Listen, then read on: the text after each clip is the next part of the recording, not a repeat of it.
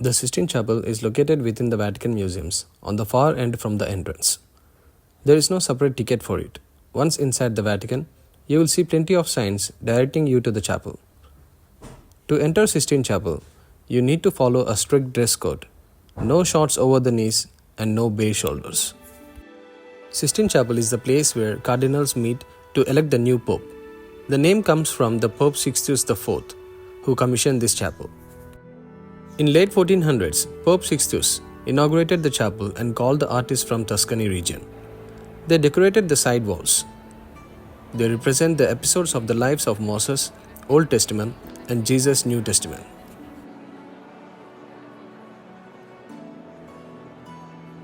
It used to look like this before Michelangelo was called to decorate the ceiling by Pope Julius II.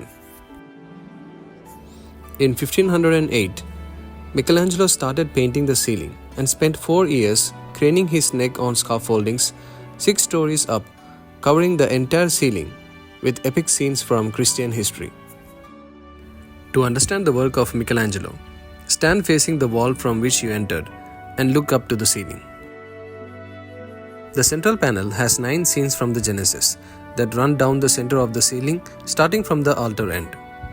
Flanking these central scenes, where the ceiling starts to curve, are the biblical prophets and classical symbols sit in a variety of poses, identified by their name below. As we look at the central panel, in the first scene, God begins to create the world by dividing the light from darkness, as said in the opening lines of the Bible.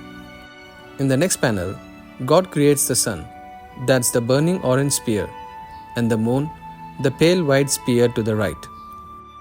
Continuing to the third, God separates the land from the water. Next in the central panel is the creation of man. God is strong and his surroundings look like human brain. He uses his finger to pass the spark of life to man. Now in the next panel, God creates Eve from one of Adam's ribs.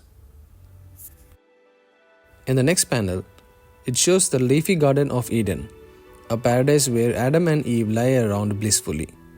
But then the devil comes along, a serpent with a female torso, and winds around the forbidden tree of knowledge. With temptation to gain the knowledge, Adam and Eve eat the forbidden fruit, and the angel with sword drives them from the paradise into the barren plains.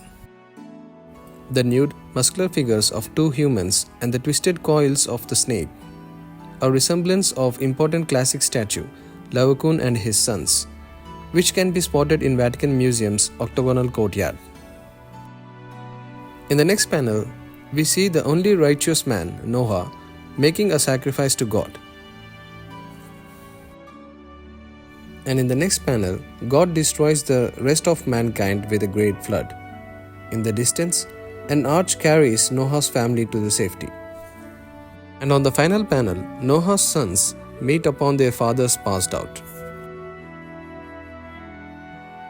This is the plan of the pictorial elements of the ceiling, showing the division of narrative scenes.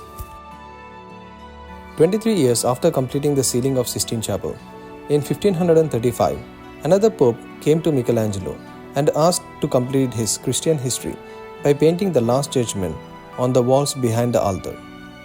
Michelangelo was in his 60s and took 5 years to complete the Last Judgment, with more than 300 figures circling around the central figures in a huge rotary movement. The central figures are Jesus and the Virgin Mary.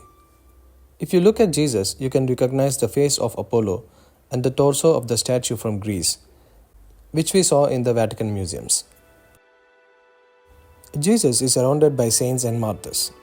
They are anxious and terrified as they wait for the final verdict to be pronounced. On the left side, we see Saint John's, recognizable with his camel hair mantle. Saint Lawrence holds the Great. Saint Andrew, naked from behind, with a cross in his hand. In the group on the right, you can see Saint Peter with the keys of heaven, returning to Jesus. And then you can see Saint Bartholomew, who was skinned alive, holds his skin on his left hand, with a distorted face in the skin. It's none other than Michelangelo himself. At the bottom, a band of angels blow trumpets, giving a wake-up call to the sleeping dead, in the lower left part of the painting. The dead leave their graves and prepare to be judged. You can see two bodies are disputed between angels and devils. As we move up, you can see some are being helped by angels, some blessed, and the righteous ones are carried up to the glory of heaven, and some ascend to the rank of saints. On the right, the wicked are thrown down into the hell, where demons await to torture them. The entire scene is represented with cluster of figures who are fighting to move on the top. The angels beat them with the fist and devils drag them down. At the right side corner on the bottom is the hell. Here you can see a guy with donkey ears. He was an assistant to the Pope. His name was Biagio.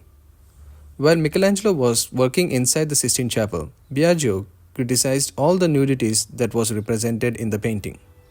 Michelangelo took his revenge and put the face of that guy right in the corner of the hell, with long donkey ears and has a snake around. But this didn't stop the debates on the nudities, on the merits and the abuses of religious art. In 1549, Marcello Venusti painted a copy of this large judgment before the original was brutally censored. The copy made by Venusti is at Capodimonte Museum in Naples. In 1565, Daniele da Volterra was hired to cover bare buttocks and groins. One of the most dramatic changes that was made to Michelangelo's original was the position of Saint Blaise. Notice that in Venusti's copy, not only is Saint Catherine completely nude, but Saint Blaise is towards her in not so decent position.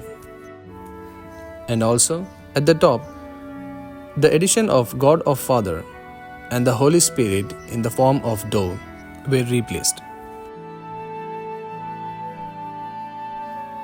Now, let's continue to the next galleries of the Vatican Museums. I hope you enjoyed this video. Don't forget to like, share and subscribe. Hit the bell icon to find my next video.